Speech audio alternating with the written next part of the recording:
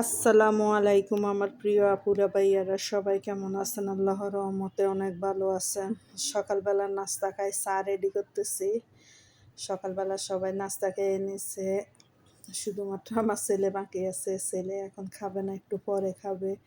মেয়ে আজকে ইউনিভার্সিটিতে যাবে, তো তাই তাড়াতাড়ি ঘুম থেকে উঠে নাস্তাটা রেডি করে নিলাম। যেদিন মেয়ে ইউনিভার্সিটিতে যায় ওই দিন মানে তাড়াতাড়ি ঘুম থেকে উঠতে হয় আমার। এখানে রুটি, আলু ভাজি, তারপরে গরুর বট, এগুলা দিয়ে আজকে নাস্তা করলাম। আমার মেয়ে আবার গরুর বট খায় না, মেয়ে আলু ভাজি দিয়ে খাইছে। ডিম ভাজি খাইতে নাকি সকালবেলা এত তাড়াতাড়ি ভাল লাগে না, সেজন্য ডিম ভাজিও খাবে না।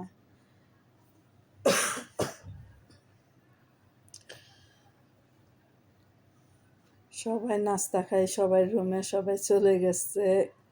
তার মধ্যে মেয়ে ইউনিভার্সিটিতে চলে গেছে, আর আমি এখন আস্তে আস্তে আমার বাসার কাজকর্মগুলা করে নিতেছি। এখানে জালাউ আনছে, এগুলো হলো জালাউ, কেউ চিনে কিনা জানি না। এগুলো নোয়াখালীর থেকে আমার হাজব্যান্ড নোয়াখালী গেছিল কালকে একটু কাজে। নোয়াখালী যাওয়ার পর আসার সময় মানে জাল্লাও নিয়ে আসছে, এগুলা বাজারে বিক্রি হয়, দোকান থেকে কিনে নিয়ে আসছে।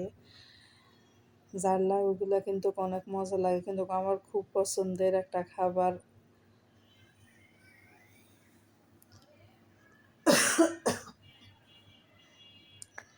আজকে কি রান্না করব নিজেও জানি না, খালি খালা ফ্রিজ ঘাঁটতেছি। আমার ফ্রিজ হলো তিনটা খালি ঘাঁটতেছি, কোন ফ্রিজে কি আছে মনে থাকে না। ডিপ ফ্রিজ একটা, তার মধ্যে নর্মাল ফ্রিজ হলো দুইটা, তিনটা খালি খালা ঘুরতেছি।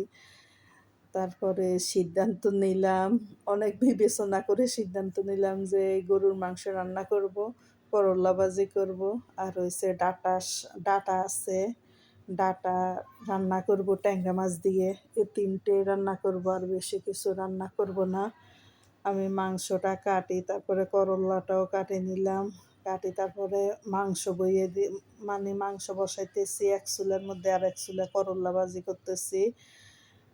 ভাত এখন রান্না করব না, সবজি মানে তরকারিটা রান্না করার পরে ভাতটা বসাবো। এখানে মাংসটা আমি কাটি একটা খাঁচির মধ্যে রাখছি। মাংস যদি খাঁচির মধ্যে রাখে তাহলে মাংস থেকে যে পানি বাইর, ওই পানিগুলা কিন্তু ঝরে যায়। অনেক সময় দেখি মানে মাংস ধুই যদি কোনো পাত্রে রাখে তাহলে মানে মাংসের থেকে লাল রক্তটা বাইরে, ওইটা আবার মানে রান্নার সময় দিয়ে দেয় অনেকজনে দেখি, কিন্তু খারাপ লাগে ওইগুলো এত বেশি ভাল লাগে না দেখতে। তাই আমি মাংসটা ধুয়ে সবসময় খাঁচির মধ্যে রাখি। আর টমাটো দিলাম মাংসের মধ্যে অনেকগুলা, 2টা টমেটো দিলাম আজকে মাংসের মধ্যে। মাংস কিন্তু টমেটো দিয়ে রান্না করলে খুবই ভাল লাগে। আর এখানে করলা ভাজিটা আমার হয়ে আসছে, করলার মধ্যে একটু টমেটো দিলাম। টমেটো এখন বাসার মধ্যে অনেকগুলা আছে, এগুলা নষ্ট হয়ে যাইতেছে, তাই বেশি বেশি করে দিই, শেষ করে নিতেছি। টমেটো তো এখন সস্তা হয়ে গেছে, 25 টাকা, 30 টাকা, তারপরে 20 টাকা, 20 টাকার নিচে কোনো টমেটো নাই।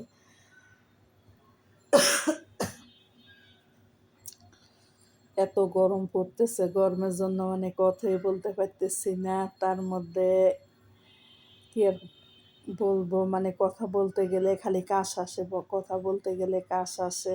গরমে খালি অস্থির অস্থির লাগতেছে।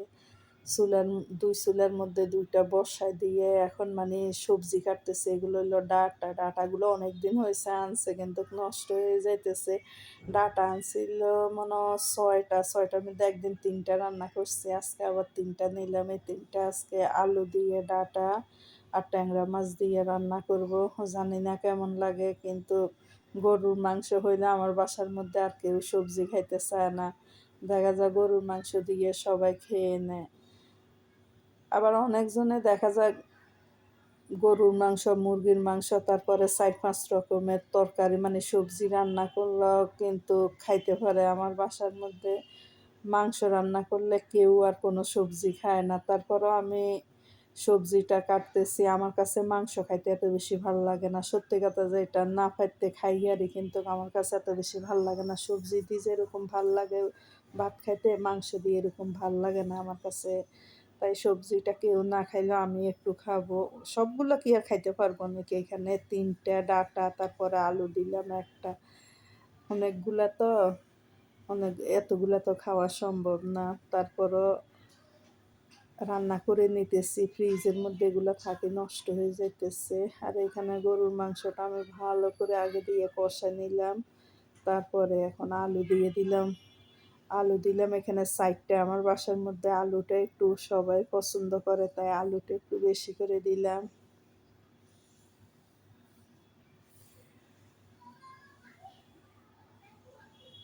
ওখানে ডাঁটার শাক রান্না করব। যেই কড়াইতে মাছ ভাজি করছি ওই কড়াইতে মসলা কষায় ডাঁটার শাকটা দিয়ে দিলাম। এখন ডাঁটার শাকটা ঢাকনা দিয়ে রাখবো, আস্তে আস্তে আগুন দিয়ে রান্না করে নিব। জোরে আগুন দিয়ে রান্না করতে গেলে দেখা যায় যে পানিটা বাইরে সবজি থেকে ওই পানিটা তাড়াতাড়ি শুকায় যায়। আর আস্তে আগুন দিলে আমি এই যে মাংসের মধ্যে একটু পানি দিই নাই, আস্তে আস্তে আগুন দিয়ে আমি ঢাকনা দিয়ে রাখছি। এখন কষাইতে কষাইতে মানে মাংসগুলো সিদ্ধ হয়ে যায়। আর যদি পানি দেয় কেমন ফানসা ফানসা লাগে। তার মধ্যে আমি সবসময় রান্না করতে আসলে গরম পানি দিয়ে রান্নাটা বেশি করি। এখানে আমি ভালো করে মাংসটা কষে নিলাম। এখন পানি দিয়ে দিলাম, এগুলো গরম পানি।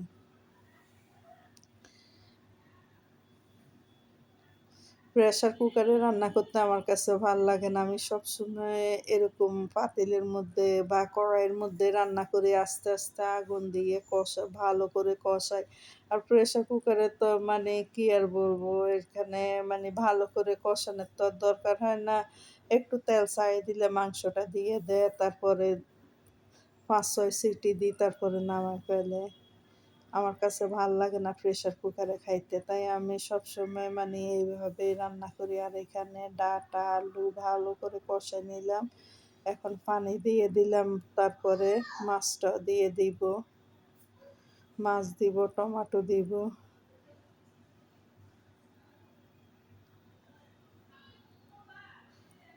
আজকে দুপুরে আমার রান্না এগুলিয়ে, আর কোনো কিছু রান্না করব না।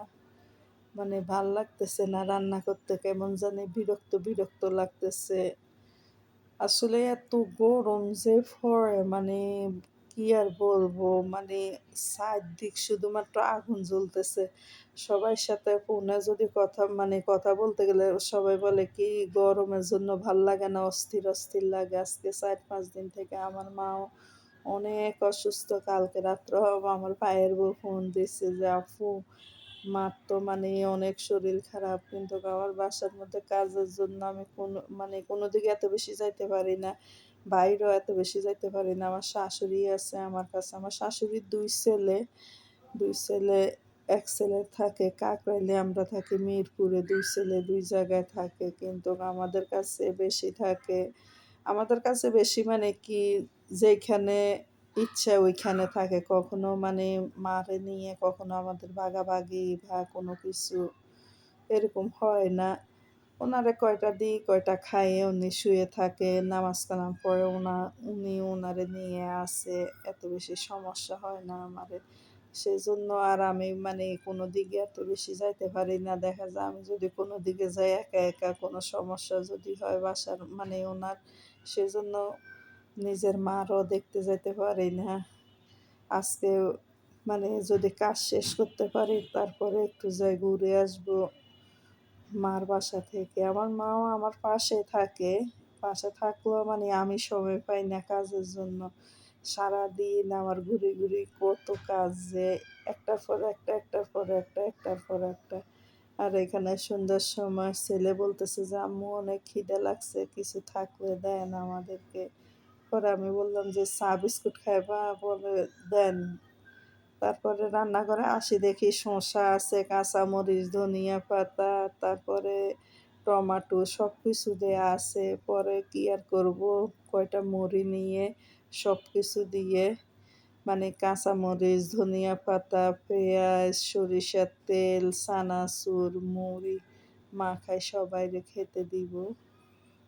আজকে সন্ধ্যার নাস্তা আমি এগুলি রেডি করব। তার মধ্যে চা দিব, বিস্কিট দিব, যার যেটা ভাল লাগে ওইটাই খাবে। গরমের জন্য ইচ্ছা করে না রান্নাঘরে আসি বা কোনো কিছু তৈরি করি, না হলে মানে কম বেশ সব কিছুই তৈরি করতে পারি। কিন্তু গরমের জন্য ইচ্ছা করে না রান্নাঘরে আসি, তাই কোনো রকম ছেলেমেয়েরে কিছু দিই, বুঝ দিই, খাওয়াই দিই, মানে ওরা এত বেশি জ্বালায় না আমারে, যা দিই কম বেশ আলহামদুলিল্লাহ খায়, খাইয়ে ওরা ওদের রুমে চলে যায়, আমার এত সমস্যা হয় না।